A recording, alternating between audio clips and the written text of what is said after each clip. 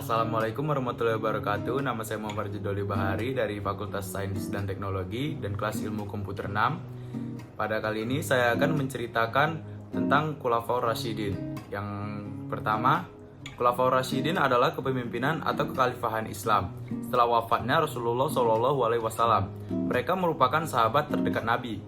Tidak hanya sebatas sahabat-sahabat mereka, juga merupakan mertua dan menantu dari Rasulullah SAW.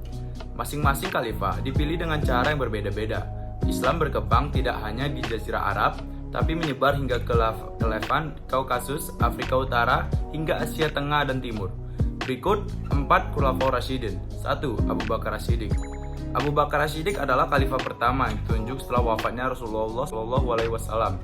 Ia merupakan sahabat Nabi yang paling mulia, bahkan ia tergolong manusia yang paling mulia setelah Nabi dan Rasul. Abu Bakar juga merupakan golongan As-Sabiqul Awalun, 7 orang pertama yang masuk Islam. Beliau merupakan bapak mertua dari istrinya kesayangan Rasulullah SAW, yaitu Aisyah. As-Siddiq adalah gelar yang diberikan oleh Rasulullah kepadanya karena ia selalu berkata benar dan membenarkan apa yang diajarkan oleh Rasulullah SAW. Masa jabatannya sebagai khalifah cukup singkat, yaitu dari tahun 632 hingga 661 Masehi. Semasa ia menjabat, Abu Bakar fokus untuk memadamkan pemberontakan suku-suku Arab yang menolak tunduk pada kekhalifahannya. Yang kedua, ada Umar bin Khattab. Umar bin Khattab adalah khalifah kedua yang ditunjuk oleh para sahabat. Umar sosok yang tegas dan bijaksana sehingga ia disegani oleh para sahabat lainnya dan ia bahkan sangat ditakuti oleh musuh-musuh Islam. Ia diberi gelar Al-Faruq oleh Rasulullah SAW yang berarti pemisah antara yang hak dan yang batil. Ia termasuk golongan Amirul Mukmin dan wataknya yang keras membuatnya mendapatkan julukan singa padang pasir.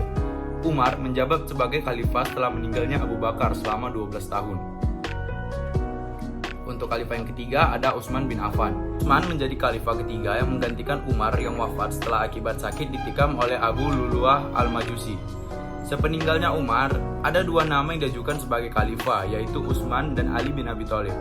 Masing-masing kandidat mempunyai pendukung dan yang menyungsungnya, dan pada akhirnya kesepakatan jatuh kepada Utsman. Beliau menjabat sebagai khalifah dunia yang ke-70 tahun.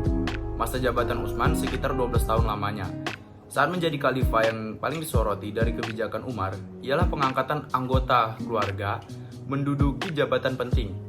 Meskipun begitu, ia berhasil membangun kota pusat pemerintahan menjadi lebih baik. Utsman bin Affan tidak meninggalkan pesan. Dia terbunuh dalam peristiwa ketika sedang membaca Al-Quran. Hal itulah yang memperburuk situasi politik setelah meninggalnya Utsman bin Affan di usia 83 tahun.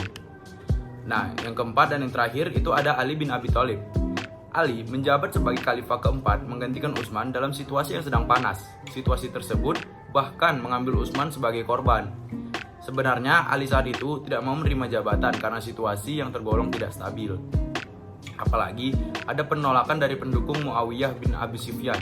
Sedesakan yang kuat dari umat membuat Ali akhirnya menerima jabatan menjadi seorang khalifah. Beliau mulai menjabat di tahun 656 Masehi, di mana masa pemerintahan Ali harus menghadapi kelompok yang meminta penyusutan atas peristiwa berdarah yang membuat Utsman terbunuh. Ali mengalami masa-masa yang sulit karena ia menjabat sebagai khalifah umat Islam mulai terpecah.